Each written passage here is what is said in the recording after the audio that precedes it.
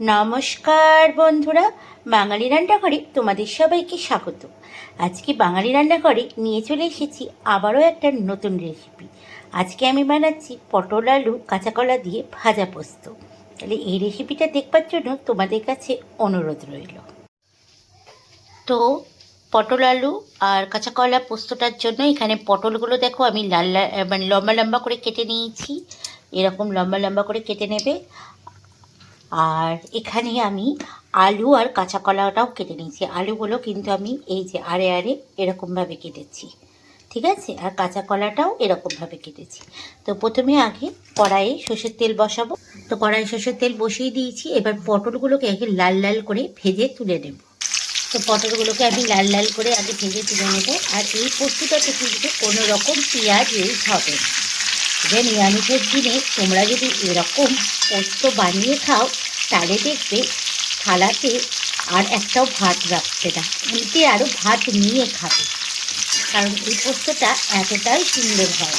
আর এই পোস্তটা জানো তো, পুরোটাই কিন্তু আমার মায়ের কাছে শেখা। আমার মা এই পোস্তটা খুব ভালো করে, তাই আজকে পটল আলু ভাজা পোস্তই করে দিচ্ছি।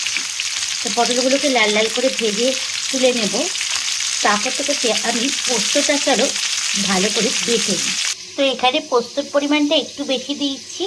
এখানে আমি 5 থেকে 6 চামচ চা চামচের পোস্ত দিয়েছি। আর দেবো এখানে লঙ্কাটা, তোমরা যেরকম ঝাল খাবে সেরকম দেবো। আমি এখানে 6টা লঙ্কা ইউজ করছি। তো পটলগুলোকে লাল লাল করে ভেজে তুলে নিলাম। এবার কড়াইয়ে আরেকটু তেল দিলাম। এবার যে কাঁচা কলার আলুটা ছিল সেগুলোকে লাল লাল করে ভেজে নেব। কাঁচা কলা আর আলুটাকে লাল লাল করে ভেজে নেব। আর এদিকে দেখো পোস্তটা আমার বাটা হয়ে গেছে। কাঁচা লঙ্কা দিয়ে পোস্তটাকে বেটে নিয়েছি। পোস্তটাকে একবারে বোলাম করে বাটবো না, একটু দলা দলা থাকবে সেরকম বাটবো। তো আলু আর কাঁচা কলা দেখো আমার এখানে লাল লাল করে ভাজা হয়ে গেছে। আর ভাজতে ভাজতেই দেখো তোমাদেরকে দেখিয়েছি, দেখো সিদ্ধও হয়ে গেছে আলু আর কাঁচা কলা। এবার ভেজে রাখা পটলগুলো এর ওপরে দিয়ে দেবো। তো এখানে ভেজে রাখা পটলগুলোও দিয়ে দিলাম। এবার আমি স্বাদ মতো লবণ আর হলুদ দেবো। আমি স্বাদ মতো লবণ দিলাম এখানে, আর দিলাম হলুদ। এবার সব আবারও একসঙ্গে ভালো করে মিশিয়ে নেব। তো লবণ হলুদ আমি একসঙ্গে মিশিয়ে নিয়েছি। আর এটা যেহেতু ভাজা পোস্ত, এর মধ্যে কিন্তু কোনো জল তোমরা দিতে পারবে না, কোনো জল এখানে অ্যাড হবে না। তাহলে এবার আমি বেটে রাখা পোস্তটা এর মধ্যে দিয়ে দেব।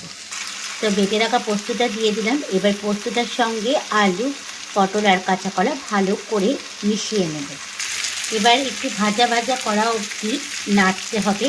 আর এর ওপর থেকে দেখো আমি একটু সর্ষের তেল, কাঁচা সর্ষের তেল দিয়ে দিলাম। এবার কন্টিনিউয়াস কিন্তু নাড়তে হবে, নাহলে কিন্তু পোস্তটা পুড়ে যাবে। তো দেখো এইভাবে কন্টিনিউয়াস কিন্তু নাড়তে হবে। আর পোস্তটা কেমন ভাজা ভাজা হয়ে গেছে দেখতেই পাচ্ছ। তো এটা আমার হয়ে এসছে। এবার একটা পাত্রের মধ্যে এটাকে আমি ঢেলে নেব। তো রেডি হয়ে গেছে আমার পটল আলু আর কাঁচা কলার ভাজা পোস্ত। তাহলে এই রেসিপিটা বন্ধুরা কেমন হলো অতি অবশ্যই কমেন্টস করে জানিও। ভালো লাগলে একটু লাইক করো।